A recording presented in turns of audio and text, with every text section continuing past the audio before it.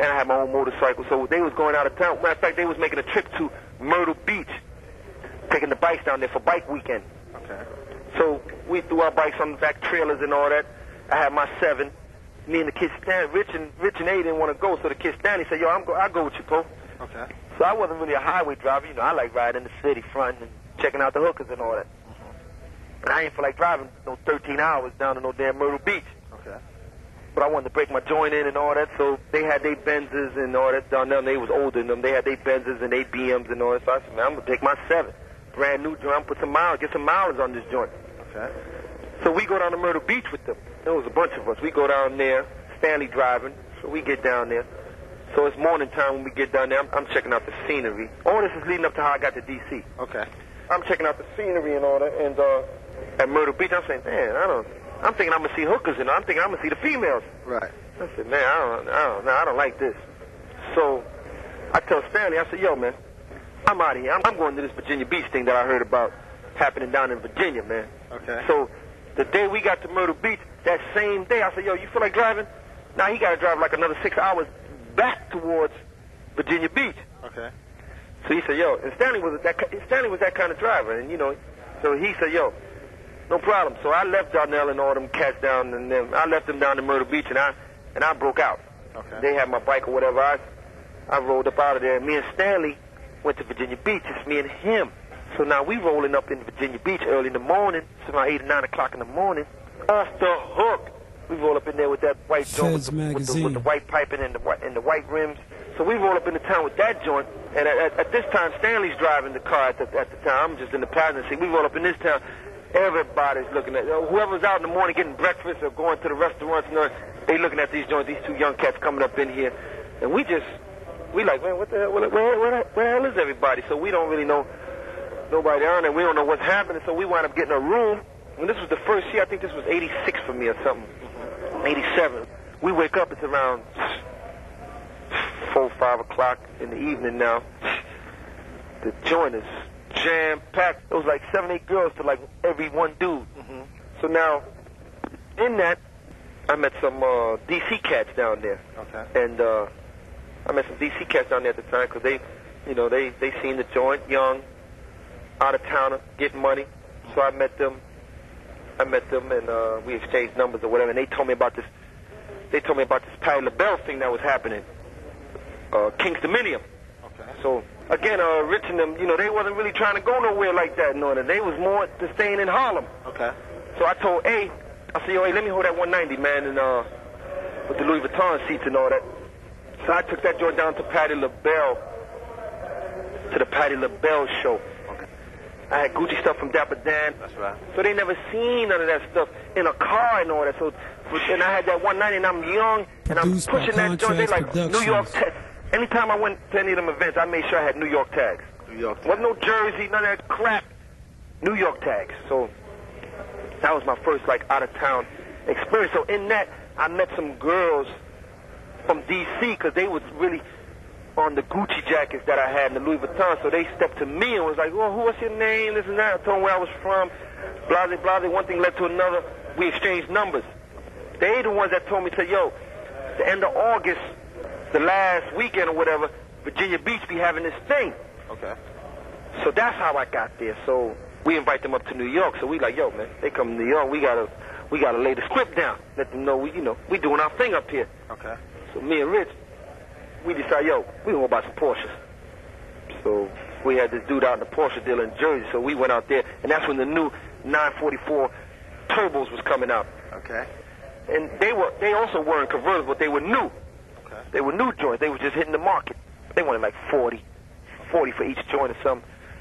So we was like, yo, that's what we gonna get. So Rich had a burgundy one he liked. I wanted a black one, but again, they didn't have it ready for that day, and we wasn't trying to wait. So I seen a silver one with some like burgundy seats, and the color combination was cool. And I just visioned it with some silver BBs on there and all that. And Rich joint was gonna have some burgundy joints. So we had about 70, 75 in a bag. And they wanted like anywhere from 35 to 40,000 for each joint. Okay. So we was like, yo, here's 75 for 2 joints right now. And it was like, bet.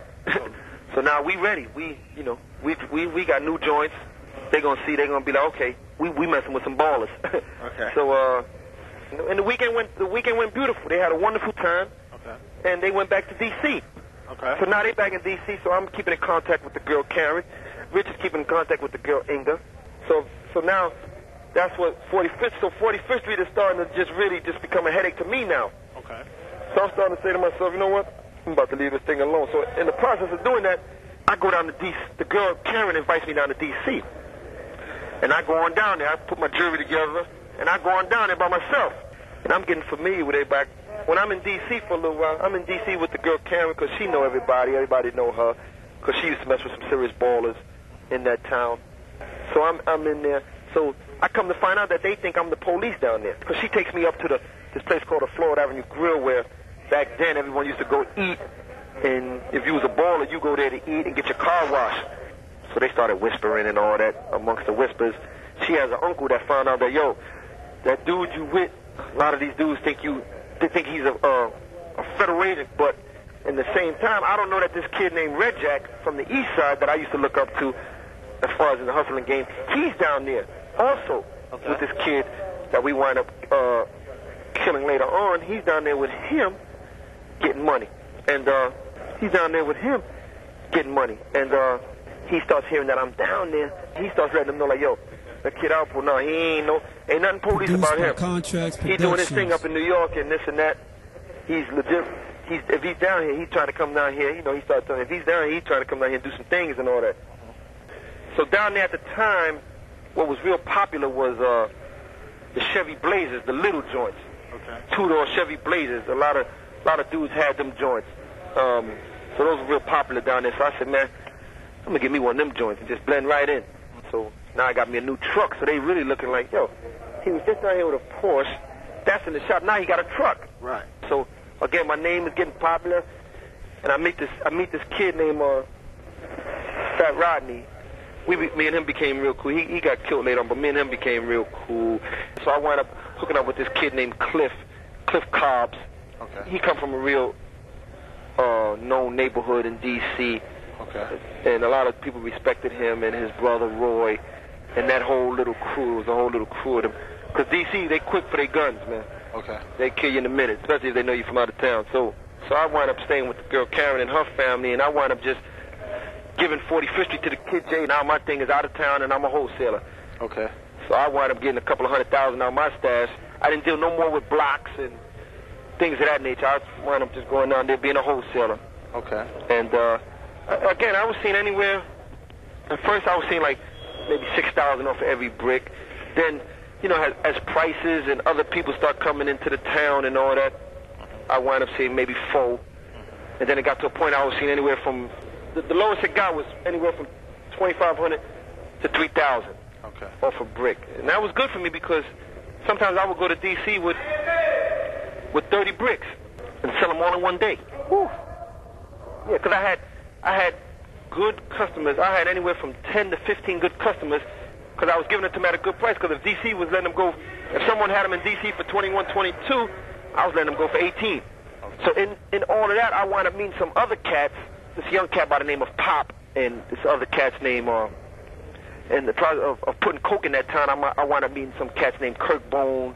Okay. This fat kid named Kirk Bone. The kid Rayful, he was a well-known. He was like one of the biggest cats coming up out of D.C. Okay. He doing life now in prison, but I wound up meeting him, and you know when he went to jail, that's when I really, basically almost like really took over the town.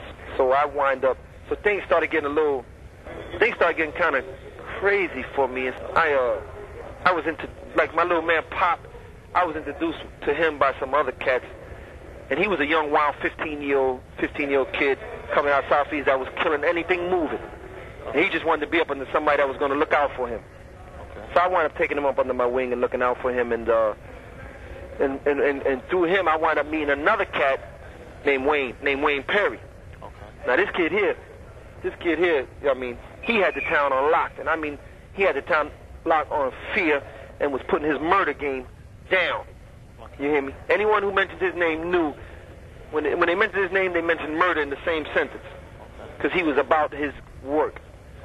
And didn't have no problem with talking about it and telling everybody and didn't care. And if you tried to go testify or tell on him, he was getting you. So